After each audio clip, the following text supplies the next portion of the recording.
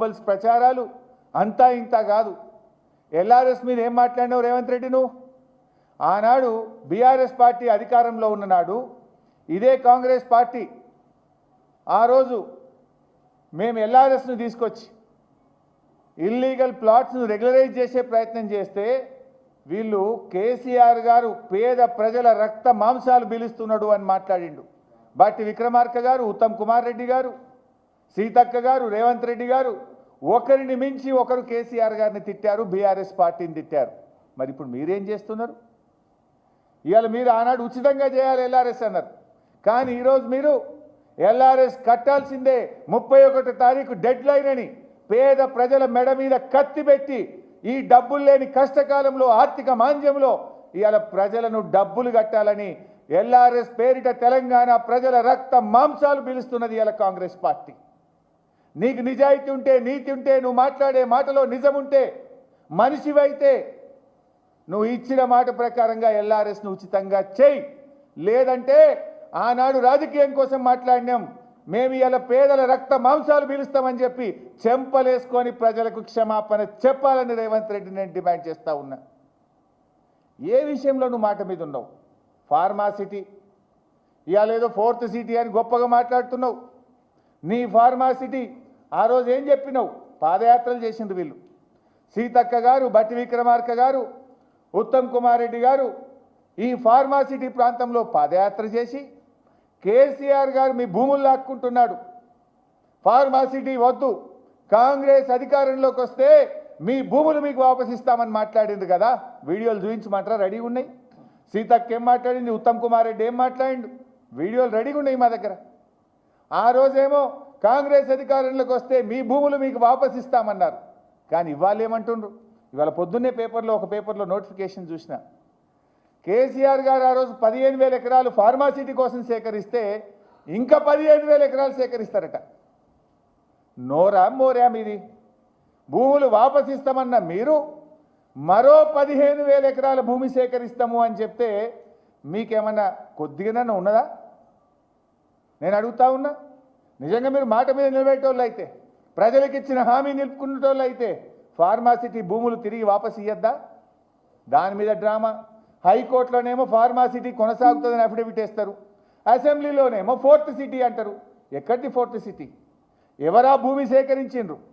వేల కోట్ల రూపాయలు రైతులకు ఇచ్చి 15,000-16,000 ఎకరాలు కేసీఆర్ గారు భూమి సేకరించి ఇక్కడ జీరో లిక్విడ్ డిశ్చార్జ్తో కాలుష్య రహిత ఫార్మా ఇండస్ట్రీని పెడితే ఓ 5-6 లక్షల మంది పిల్లలకు ఉద్యోగాలు వస్తాయని చెప్పి కేసీఆర్ గారు ఆశించారు.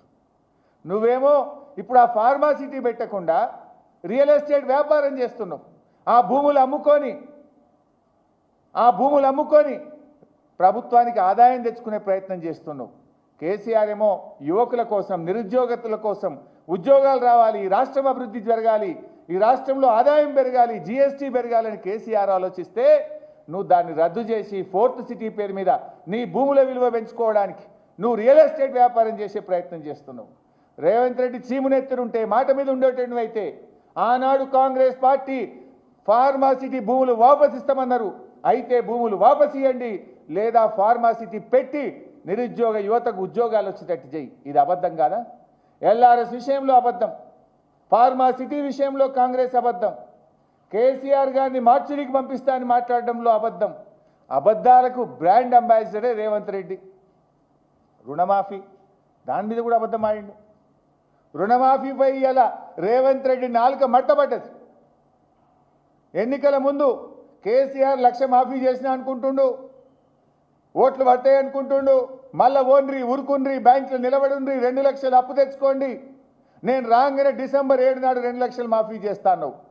బిడ్డ, డిసెంబర్ 7 2023 పోయింది, 2024 పోయింది, 2025 వచ్చినా నీ రుణమాఫీ ఎందుకు కాలేదు అని నేను అడుగుతా ఉన్నా. చిల్లర డ్రామా అసెంబ్లీలో. బీఆర్ఎస్ ప్రభుత్వము 2 విడతల్లో 28,000 కోట్ల రుణమాఫీ చేసింది. మీరంతా 18,000 కూడా చేయలే, 18,000 కూడా చేయలే. నిన్న చదువుతున్న లిస్టు అసెంబ్లీలో కాన్స్టిట్యున్సీ వైజ్ ఒక విడత చదువుతున్నారు, ఇంకో విడత చదువుతలేరు. మేము 2018లో చేసినాం, 2023లో చేసినాం. 2023 చదువుతుండ్రు, 18 కలుపుతలేరు. మొత్తం 28,000 కోట్లు మాఫీ చేసినాం. నువ్వేం చెప్పినావు? డిసెంబర్ 7 నాడు 2 లక్షల పైన మాఫీ చేస్తా, తర్వాత దేవుళ్ళ మీద ఒట్లు పెట్టి 15 ఆగస్టుకు మాఫీ చేస్తా, తర్వాత మహబూబ్ నగర్ సభలో నవంబర్ 30 నాడు మొత్తం మాఫీ చేస్తున్నా అన్నావు. మళ్ళీ జనవరి 26 డెడ్ లైన్ పెట్టినావు. కానీ ఇయాలటి కూడా రుణమాఫీ కాలే. పెద్ద పెద్ద మాటలు డైలాగులు ఇచ్చిపెట్టుంది. నేను సవాల్ విసురుతున్న బట్టి విక్రమార్కకు, రేవంత్ రెడ్డికి, మదిరకు పోదామా, కొడంగల్కు పోదామా, సిద్దిపేటకు పోదామా, ఈ రాష్ట్రంలో ఏ ఊరుకు పోదామో చెప్పండి. ఏ ఊర్లోనైనా సంపూర్ణ రుణమాఫీ జరిగిందంటే నేను అక్కడే ముక్కు నేలకు రాస్తా. జరగకపోతే మీరు ముక్కు నేలకు రాసి క్షమాపణ చెప్తారా అని చెప్పి ఈరోజు రేవంత్ రెడ్డిని నేను అడుగుతా ఉన్నా. ఇలా రుణమాఫీ విషయంలో నాలుక మట్టబడ్డది. ఇదే రేవంత్ రెడ్డి ఏమన్నాడు? 2 లక్షల పైన వాళ్ళు డబ్బులు కట్టుండ్రి, మీకు కూడా మాఫీ చేస్తా అన్నాడు. నువ్వు ముఖ్యమంత్రివి, నీ మాట నమ్మి డబ్బులు కట్టిన పాపానికి ఇవాళటికి రుణమాఫీ అవుతలేదు. 2 రూపాయలు 3 రూపాయల మిత్తికి తెచ్చి కట్టిండ్రు. కొత్త అప్పులైనవి తప్ప ఇవాళ వాళ్ళ రుణమాఫీ ఎప్పుడు చేస్తావో దానికి ఒక సమాధానం లేదు ప్రభుత్వం నుంచి. అడుగుతా ఉన్నా, ఎప్పటిలోగా సంపూర్ణమైన రుణమాఫీ చేస్తారు? ఇవాళ మొత్తం రుణమాఫీ చేయాలంటే 49,500 కోట్లు కావాలి. నువ్వు చెప్పింది 31,000 చేస్తా అన్నావు, కానీ చేసింది 16-18 చేసినావు. పావుల 30 పైసలే చేసినావు. ఇంకా ఆటాన బారాన మంది మిగిలే ఉన్నారు ఊళ్ళల్లో. అది ఎప్పుడు చేస్తావో చెప్పాలి. నువ్వు నిజంగా చేసినా అంటే ఏ ఊరికి పోదామో చెప్పు, ఎప్పుడు పోదామో చెప్పు. నేను మాట్లాడడానికి మీ వెంట రావడానికి సిద్ధంగా ఉన్నాం. పోదాంపా, గన్మెన్లు లేకుండా, సెక్యూరిటీ లేకుండా ఈ రాష్ట్రంలో ఏ ఊరికి పోదామప్పా, పోయి అడుగుదాంపా. ఆ కచేరీ కాడ కూర్చొని రుణమాఫీ అయిందా కాలేదా ఏ ఊర్లో పోయి అడుగుదాం. నువ్వు రెడీగా ఉన్నావా? నిజంగా నువ్వు చేసింది నిజమైతే, రుణమాఫీ జరిగిందని నువ్వు నమ్మితే ఎందుకు భయపడుతున్నావు? పోదాంపా, ఏ ఊరికి పోదాం. నువ్వు రావట్లేదంటే నువ్వు రుణమాఫీ చేయనట్టు, రైతుల్ని మోసం చేసినట్టు. నువ్వు చేసినోడివైతే పోదాం, కొడంగల్ నీ కాన్స్టిట్యున్సీలో ఏ ఊరికి పోదామో పోదాంపా అంటే నువ్వు చేయలే, మోసం చేసిన రుణమాఫీ విషయంలో కూడా. నిన్న ఆయన మాట్లాడు ఎంత చిల్లరగా మాట్లాడినరు రేవంత్ రెడ్డి గారు, మీరు చూశారు. బీజేపీతో కుమ్మక్కు రాజకీయాలు. నిన్న జరిగిన చర్చ ఏంది? గవర్నర్కు ధన్యవాదాలు తెలిపే తీర్మానం. కానీ నిన్న రేవంత్ రెడ్డి ప్రసంగం చూస్తే ఏం కనబడుతుందంటే మోడీ గారిని ప్రసన్నం చేసుకోవడానికి ఆయన తాపత్రయపడ్డట్టు కనబడుతున్నది. మోడీ గారి మెప్పు పొందడానికి ఉపన్యాసం ఇచ్చినట్టు కనబడ్డది. కాంగ్రెస్ ముసుగులో ఉన్న బీజేపీ మనిషి రేవంత్ రెడ్డి అని నిన్న తేట తెల్లమైపోయింది. ఇవాళ రేవంత్ రెడ్డి చెప్పడమే కాదు, బీజేపీ ఎమ్మెల్యే లేచి కూడా చెప్పిండు కదా, ఇవాళ రేవంత్ రెడ్డి మంచిగా మాట్లాడి, మా బీజేపీని మంచిగా మెచ్చుకున్నాడు, మోడీని మంచిగా మెచ్చుకున్నాడు, మావాడు మంచివాడు అన్నాడు. ఇక ఇక రేవంత్ రెడ్డి ఏమో మోడీ అచ్చాహే అంటాడు, బీజేపీ అయినేమో రేవంత్ రెడ్డి అచ్చాహే అంటాడు. వీళ్ళ మైత్రి బయటపడ్డది నిన్న కుల్లా రాష్ట్ర ప్రజలకు అర్థమైపోయింది. ఇప్పుడు గతంలో మన రాహుల్ గాంధీ గారు ఒక మాట అనేవారు, చౌకీదార్ చోర్ హై అని రాహుల్ గాంధీ అంటుండే. ఇవాళ రేవంత్ రెడ్డి ఏమంటుండు?